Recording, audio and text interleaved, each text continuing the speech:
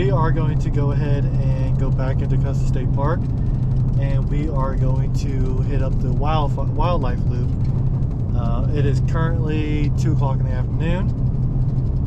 And that'll give us a little bit of time to run through there and hopefully see something. With the heat of the day, I've had better luck during the heat of the day to see the buffalo, but we'll see. I don't normally go from Custer through the wildlife loop. Normally I come from the other direction, so it'll be a little bit different for me this time going this route. I mean, it's the same road, it's a loop, right? But you just get to see things from a different angle. So never hurtful if you have enough time. If you have several different days, go one way, go clockwise one day and counterclockwise the next day. There is a really good storm coming in through tonight. It's supposed to last from 9 p.m. to 2 a.m. So instead of trying to scope out another spot somewhere else to disperse or boondock, I am going to go back to the same spot that I was at last night, and mainly because I know where it's at. I'm not going to be looking for it. That and like the setup was perfect where, for one, I could easily get back out if get too much rain or anything like that. I don't have to worry about is my vehicle going to get stuck or anything like that. The road was really good there. The other thing is, with all the trees there, I could easily set up the kayak, or I could easily set up the hammock and then use the tent fly as a rain cover. I was going to stop by and buy a tarp somewhere, but not worth it. I mean, the tent fly should be plenty good enough. And if it's not, you know what? I can sleep in the truck. So, or I can just get wet. Either one. Doesn't really matter. So, we are back in Custer State Park right now, and we're going to drive for a little bit. And then once I get on the wildlife loop, I'll get you guys back on. That way you guys can see what I'm watching. Alright, we're just now starting the wildlife loop. Sorry, you guys are going to have to stare at the back end of some cars. It is pretty busy. This loop is very popular. This is where people get to see their buffalo and their traffic jams and antelope and prairie dogs and a whole bunch of other things. So I will try to keep my spacing, but it's bound to happen.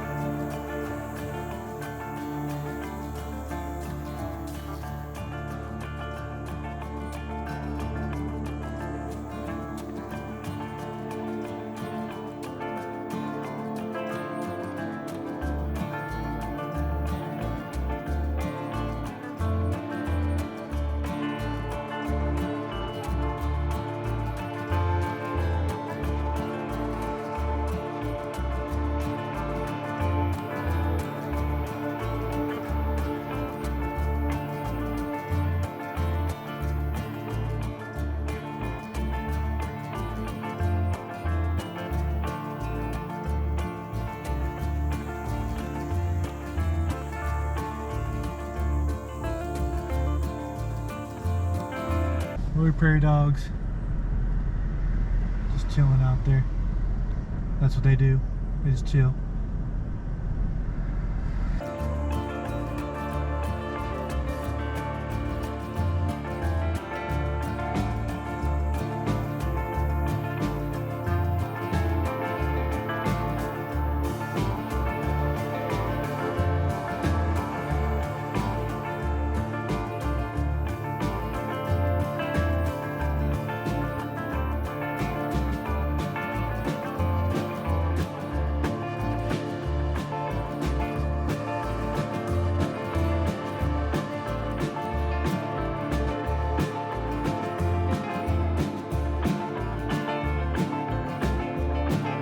Custer State Park has some of the biggest prairie dog colonies out there. So don't come just for the buffalo. Give all the wildlife their due respect.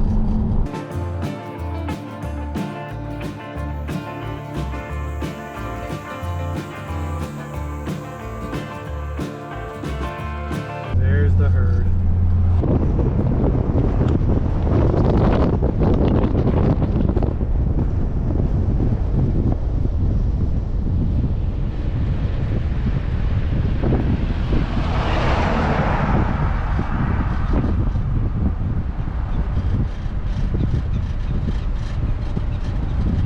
Babies out there.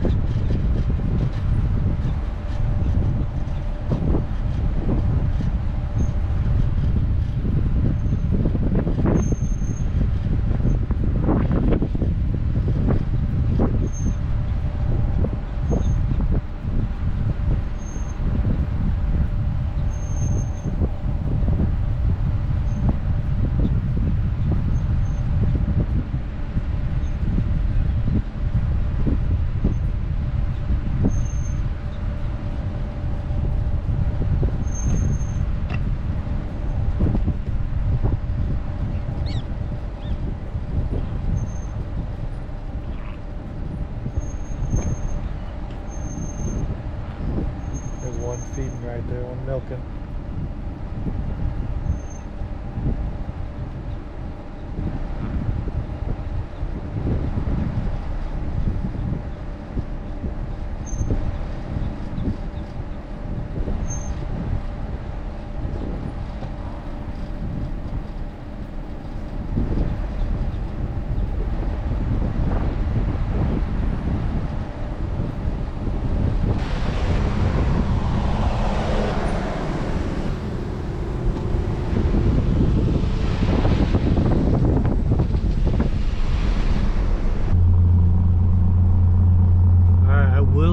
You, if you've taken the wildlife loop and did not see anything, you are allowed to drive these back roads, these dirt roads. You are allowed to drive those. Get a map, make sure you know where you're going. But I've taken those dirt roads before and saw a herd this twice, 3 times bigger than the one that was on the main loop. If I had not gone that route, I wouldn't have seen it. So just know where you're allowed to go. Stay on the roads. Even the dirt roads are roads. If it says open to public, it's open to the public. Take it. Take your time, go through this park, and find where the main herd is. That little herd we just saw, that's nothing. There's a bigger herd somewhere in this park. And all we have to do is find it. Take a road. Take the road less traveled.